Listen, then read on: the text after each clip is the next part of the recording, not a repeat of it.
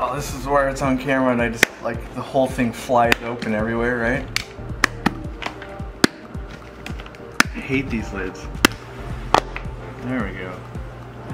Alright, we're going to try an experiment. We're going to put the O-nip tabs way above and then we're going to watch the archer shoot them down. If this doesn't work, you'll never see this video. So if you're watching this, it works. You have to get it wet first? Yeah, I was thinking I gotta get them wet. I don't know if I can... Look at this guy. Safety first. Yeah, well they gotta get wet. There we go.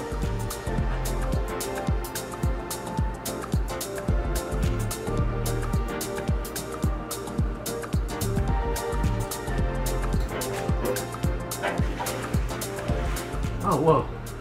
They knock them down? No, the clownlets are going after like the little bits, like the water carries down a little bit of it. There's one. Ooh.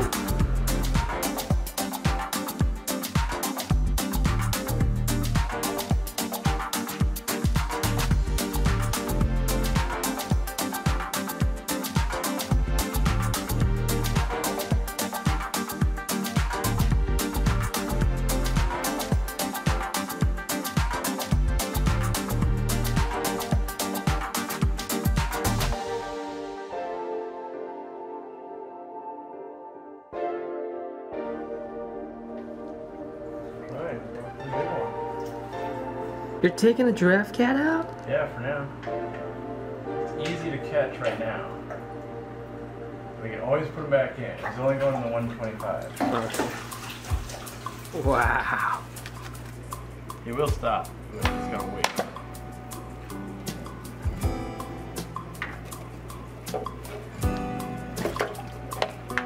That's the big difference I like between the Tarashukin cat and the giraffe cat. The Tarashukin will just lay there. You can pick them up with their hands, you can move them. They got all those barbs, but they don't try to stab you. Those things are wily. Every time I've ever had to move them.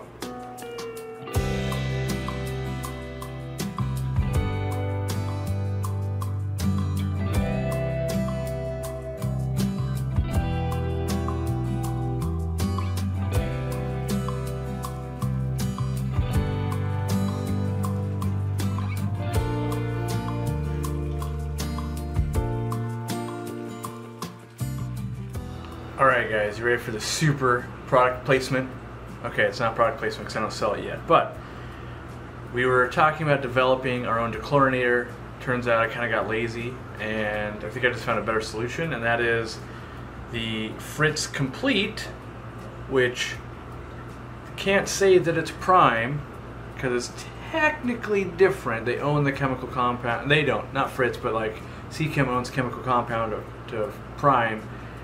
This is very, very, very similar, but 5 milliliters of this stuff treats 50 gallons of water. Now the crazy good thing is, I know that the pump heads for Easy Green is 1 milliliter treats 10 gallons. Well, if 1 milliliter out of 5 milliliters, that would be 10 gallons also. So I'm testing this to make sure it works, and then I think we're going to start selling this 8-ounce bottle that treats 2,400 gallons. And then ship pump heads with them. Now, competing companies, don't steal this from me yet. I want to finish testing, so don't go out and be like, oh man, we're gonna buy all the pumps and do this. Let me have my thing, but I want to finish testing and it's working. I just measured because I wanted to make sure. This is all signed by YouTubers, but one of my employees said, I don't think it's putting out exactly 1 milliliter. Well, I did, 1, 2, 3, 4, 5, and I get that I'm holding it, but it's actually slightly more than 5 milliliters. So the reason why I'm even doing this instead of random product placement, this is the only time I actually used a chlorinator. We did like the 90% water change on this tank, and I'm afraid that the carbon block filter we have didn't pull out all the chlorine. It's just kind of a safety factor at this point. Now, because this seems like a product pitch, I want to teach you guys something. So you guys probably run into this. I only ever run into it in the winter. All these bubbles on the glass, this is actually acrylic, but you probably run into this, and I did a butt ton of research one time to figure out why this happens. And the answer is, it's cold. So outside right now, it's freezing. groundwater, everything like that is way colder than in this building. So what happens? We know that when water is colder, it can hold more oxygen, right? So we can pack a little bit more oxygen in when it's cold. When it's really hot, it holds less oxygen, okay? So we've got cold water. We then bring it into our hot water heater. Now I have a tankless water heater, but same principle here. We then heat this water up. There's nowhere for the oxygen to go because when the water gets warmer, it can't hold as much oxygen. So then it comes into our aquarium, and then all the little oxygen bubbles attach to your plant leaves and every surface it can because it's forced out of the water. And so that's why we get all these bubbles. Now, in the summer, we don't really get that because the water might be much warmer, or let's say the water coming in at like 68 degrees, we heat it up to 78. We don't see this effect nearly as much, but if ground temp water is like 40 degrees and then we heat it up to 78, we get a lot of this excess oxygen. So that's actually going on there. Yeah, you can rub it down and take it off, but when you see that, that shows me that there was a big difference in water temperature when the water change was done. And then whenever I see this in pictures, I pretty much know pretty massive water changes were done, and I'm always crazy, like, fanatical about that. Whenever massive water changes were done, whatever we had going on here, we have disrupted. So now we're going to watch this like a hawk. I'm not going to feed today. There's like a bunch of things I'm going to do because this thing was running like clockwork, and I basically just wiped the slate clean on it. So that's why I'm putting it into chlorinator. We're going to watch it, and I want to teach you guys about that part. And I'm sure we'll show some other stuff like as we build this video out, but I want to get all that on tape before I forgot. Alright, so it's the next morning. Clearly I haven't shaved or anything yet, but came in to check on the tank. We ended up losing 3 of the smallest clown loaches.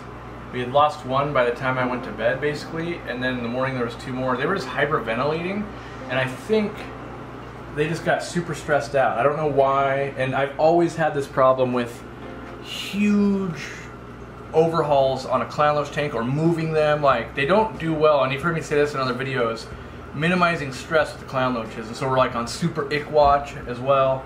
And so now I'm going to kind of do like the first feeding, and most of the bubbles off the acrylic are gone. Like, there's still water spots everywhere. Like, there's a lot that goes into making a YouTube video. Like, oh, we have to scrub it clean, we got to do all this. We haven't placed any decor back in, and the reason being, people are going to be like, oh, that's horribly mean. I plan on putting meds through here, and so I really want to be able to watch when we're using, I'm going to do fenbendazole and probably some General Cure and maybe levamisole. Get all 3 of them, like super deworming agents through these fish so that we can grow them very big. And that's kind of the goal now, I think, is grow some of these fish a lot bigger than they are. Like, you know, you've got, I don't know where it went, but there's one archer in here, this one, that's really big. It doesn't look big in this 800-gallon aquarium, but when we drain the water super low, it's like almost as big as my hand. And so it's literally like almost that big, and that's super cool. So I want to get the rest of them, catch them up in size, and same with these smaller clowns and that kind of stuff. So I'm going to put a very small amount of food, and it's like a handful, but normally I'd put way more because they might be too stressed to eat and that kind of stuff, and I don't have to net it all back out. So for now, like, these guys always eat like a champ. But we'll see if the clown loaches also take in, see if Ladybird's ready to eat. It's usually a Maboo puffer like that can get mopey for a few days, so I wouldn't be shocked, but it looks like she's coming to eat right here. Yep. So already, so if you guys can see the difference, this is what I've been talking about in the past few videos when I say the tiger barbs are stressing Ladybird out and that kind of stuff, and you notice she's right out in the front of the tank now. She always used to hang in the back, right? That's me knowing Maboo puffers and knowing fish and going, this isn't a normal behavior. I've seen them act differently. They're much more outgoing typically, and I think we're seeing that behavior now. So same thing, a lot of people say you have to have a bunch of hiding places for clown loaches. In big groups, I don't think that's true. I think if you have like 5, I think that's a true statement, but I want them to do this all the time. I want them to see the big ones are out and they're starting to move as a big unit. That's what clown loaches do. That's what they should be doing. When you've got very few, yes, they do tend to hide all the time, but my goal is to get everything really moving as a unit. And you see we've got the Goldie Pleco moving with them. They pretty much polished off that food. I'm going to put some more in. But we want to make sure that everyone's getting a chance to eat. And so this is, you know, this is the real what goes on behind the scenes when you're doing major overhauls. and making sure, you know, like there's a bunch of debris in here because all the debris that used to be able to get to hide behind a piece of wood now doesn't. I want to install the bigger power head. There's a bunch of things I want to do, but it's all in steps. Like right now, if the clown loaches are stressed from yesterday, I don't want to add another step of, oops, I put the power head on way too strong type of deal. So we're not in a race, we're in slow motion here.